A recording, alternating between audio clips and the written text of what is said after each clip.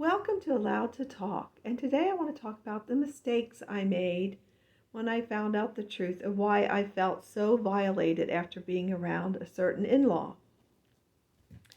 I felt low and like I was a piece of crap, and around this person it was all about herself and all about how good she does things, and she's smarter and she does it this way. And when I'd say I did it that way, oh, why did you do that? It was so wrong. Instead of consoling and saying, well, humans make mistakes and it's okay. You're fine now. So don't even worry about it. Just go on and be there for support. But no, oh, why would you do that? Why did you do that? Why did you do such a thing?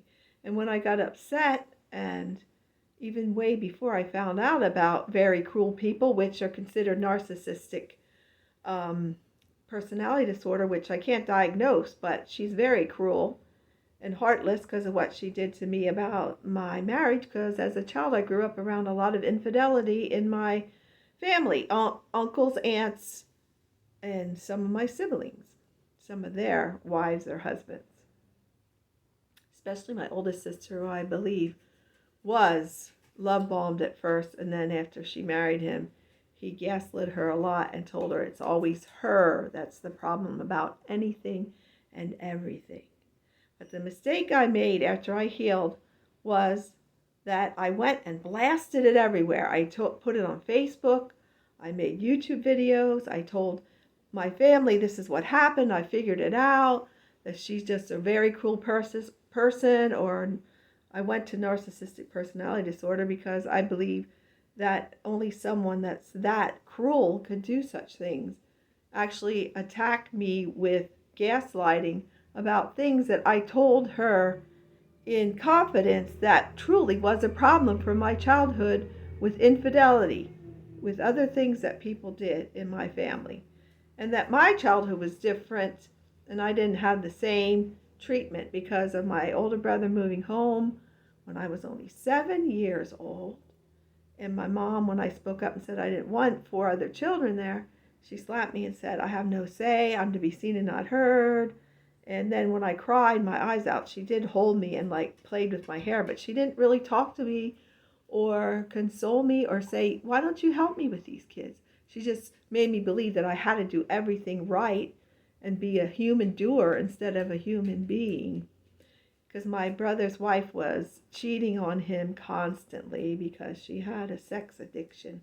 And that's in my book that I wrote, in one of my books, if you want to go back and look at the books that I have on Amazon.com that I wrote. And writing a book helps me too to heal. But the biggest mistake, and the big mistake I made, was to blast it all over. Tell my siblings. My one sister, Jean, who passed away a while back, over a year ago, was the only one who supported me and understood and watched the videos and said, I get it, I understand. But the siblings who don't understand don't think that someone could be that cruel, that could take the things that I confided her in about and talked about with infidelity and attack me with it and crush me and make me need healing because of my childhood also, where I was codependent and thought I should be seen and not heard, and I was a nobody and a nothing and worthless.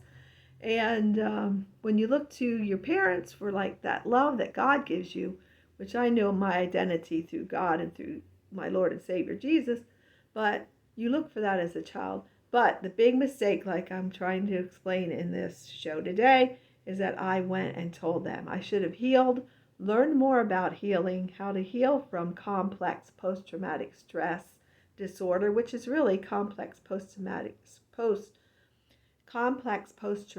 stress response to how you've been treated as a child, as an adult, because there's a lot of people out there that are egotistical, no compassion, no empathy for anybody or anything, and they will rally you up just to get some narcissistic supply or get off on it, is what I like to say. But my biggest mistake was telling my family and the siblings, because I have 9 siblings and there's 5 that passed away.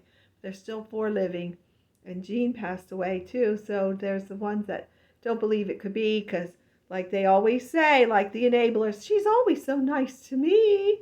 So it doesn't mean you were abused in any way as a kid either. It's all the same. We were all raised the same. But my biggest mistake was telling everyone. I should have healed, known the truth, and kept it to myself.